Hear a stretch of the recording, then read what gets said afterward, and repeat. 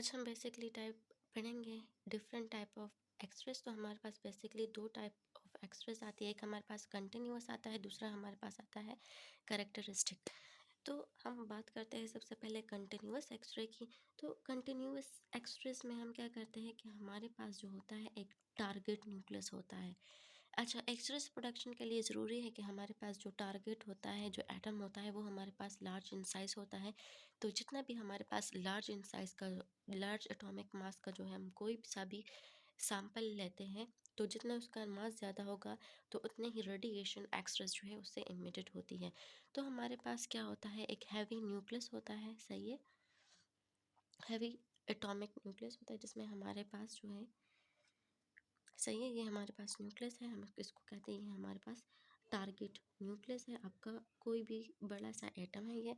तो हम उससे क्या करते हैं, इलेक्ट्रॉन से उसकी हीटिंग करते हैं। ये मेरे पास इलेक्ट्रॉन है और हम इसको हीट करते हैं। अच्छा, एक इलेक्ट्रॉन की हमारे पास बेसिकली दो चीज़ें होती है। इलेक्ट्रॉन हमारे पास डुअल बिहेवियर शो करता है। हम उसको एज अ पार्टिकल भी यूज़ कर सकते हैं, हम इसको एज अ वेव भी यूज़ कर सकते हैं। तो हमारे पास यहाँ पे जो इलेक्ट्रॉन है, हम उसको एज अ पार्टिकल जो है कंसिडर करते हैं।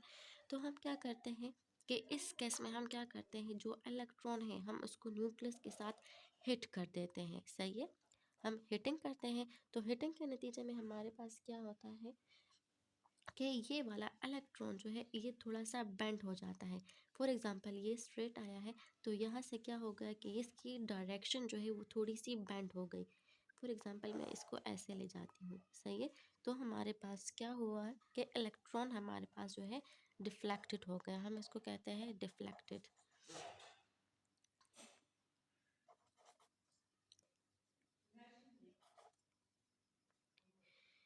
अच्छा, ये डिफ्लेक्शन हमारे पास क्यों आती है? क्योंकि हमारे पास जो है, हमारे पास एनर्जी डिफरेंट आती है, एनर्जी डिफरेंस आती है। इलेक्ट्रॉन पे हमारे पास नेगेटिव चार्ज होता है, सही है, एंड न्यूक्लियस पे हमारे पास पॉजिटिव चार्ज होता है।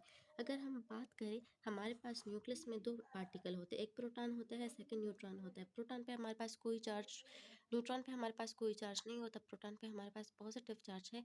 तो हमारे पास इस पॉजिटिव चार्ज की वजह से, इस प्रोटॉन की वजह से हमारे पास ओवरऑल चार्ज जो है वो उस न्यूक्लियस पे हमारे पास पॉजिटिव आता है। तो हमारे पास ड्यू टू द ऑपोजिट हमारे पास क्या होता है, चार्जेस की वजह से, अट्रैक्शन की वजह से हमारे पास क्या हो जाता है, उसकी बेंडिंग हो जाती है, और हमारे पास जो काइनेटिक एनर्जी है वो हमारे पास यहाँ से लॉस होना स्टार्ट हो जाती है। तो जो लॉस ऑफ काइनेटिक एनर्जी है, loss of kinetic energy, that is appear in the form of X-rays, सही है। हमारे पास जो एनर्जी हमारे पास यहाँ से रिलीज हो रही है वो हमारे पास, हम कहलाते हैं इसको एक्सरे, और इस टाइप के हम एक्सरेस को बोलते हैं कंटिन्यूअस एक्सरेस, सही है। अब बात करते हैं हमारे पास स्पेसिफिक एक्सरेस की, करेक्टरिस्टिक्स की। तो करेक्टरिस्टिक में हमारे पास क्या होता है कि हम जो है, करेक्टरिस्टिक वाले में हम क्या करते हैं कि हमारे पास बेसिकली जो होता है एटम, उसमें हमारे पास डिफरेंट शेल्स होते हैं, और डिफरेंट शेल्स में हमारे पास नंबर ऑफ इलेक्ट्रॉन भी हमारे पास डिफरेंट होते हैं। लाइक हम बात करते हैं कि के शेल में मेरे पास 2 इलेक्ट्रॉन है, दूसरे शेल में 8 आते हैं, दूसरे में एटलीस्ट जितने भी आते हैं, तो हमारे पास नंबर इलेक्ट्रॉन ज़्यादा हो जाते हैं। तो मैं यहाँ कंसिडर करती हूँ कि मेरे पास 2 इलेक्ट्रॉन है, यहाँ भी हम इलेक्ट्रॉन जो है उसको थोड़ा सा ऐड कर देते हैं। मैं एक एक ऐड कर रही हूँ, हिसाब से फिर ऐड कर सकते हैं।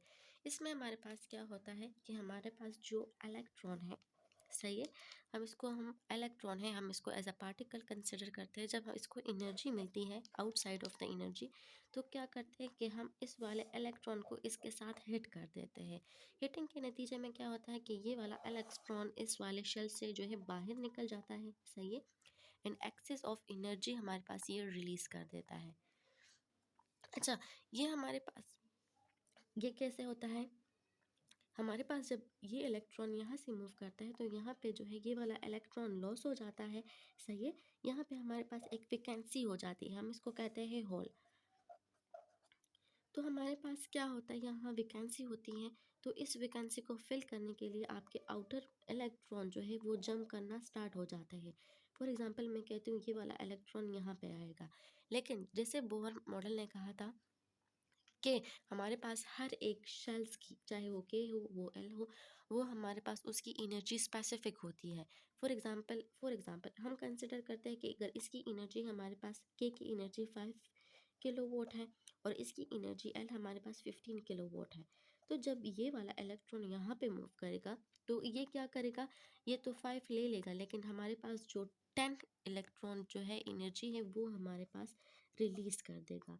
सही है, तो ये 10 वाली एनर्जी जो रिलीज करेगा वो हम उसको कहते हैं एक्सट्रेस। अच्छा, अगर कोई इलेक्ट्रॉन जो है वो के शेल से हमें निकलता है, सही है, इन एक्सेस ऑफ एनर्जी हमारे पास रिलीज होती है, तो उसको हम क्या कहते हैं, हम उसको कहते हैं एक्सरे, अल्फा एक्सरेस। वो हमारे पास होती है अल्फा एक्सरेस। अगर कोई इलेक्ट्रॉन जो है वो यहाँ से रिमूव हो जाए, अच्छा, ये वाला इलेक्ट्रॉन जब यहाँ गया है तो यहाँ पे वैकेंसी जो है वो क्रिएट हो गई है। अब क्या करते हैं कि एम से एक इलेक्ट्रॉन आएगा और इसकी ये वैकेंसी को पूरा करेगा। तो मैं कहती हूँ ये वाला इलेक्ट्रॉन यहाँ आ जाता है और यहाँ पे ये फिल हो जाता है, excess of amount of energy release करता है। सही है, हम इसको कहते हैं बीटा रेस या बीटा एक्सप्रेस आपको कहते हैं। अच्छा, जब यहाँ वाली वैकेंसी रह गई है, इस वैकेंसी को फुल करने के लिए एन से हमारे पास इलेक्ट्रॉन की जंपिंग होगी एंड एक्सेस ऑफ एनर्जी इस केस भी हमारे पास रिलीज होगी, हम उसको कहते हैं बीटा। सो हमारे पास जो है डिफरेंट टाइप ऑफ एक्सरेस जो है इस दिस केस में हमारे पास प्रोड्यूस होते हैं। इसमें हमारे पास होती है के शेल से अल्फा आएगी, एल शेल से हमारे पास बीटा आएगी एंड एम शेल से हमारे पास आएगी गैमा रेडिएशन। हम ऑर्डर ज़रा देखते हैं कि हमारे पास इसका ऑर्डर क्या आएगा। ऑर्डर ऑफ दियर एनर्जी की अगर हम बात करें तो हमारे पास जो अल्फा रेज है उसकी एनर्जी हमारे पास बहुत ज़्यादा है। सो हम कह सकते हैं कि alpha is a more energetic radiation than beta and beta is more energetic X rays than gamma radiation. फिर इसकी अपनी एनर्जी के लिहाज से हम इसको डिफरेंट कंपाउंड और डिफरेंट चीज़ों में हम इसको यूज़ कर सकते हैं।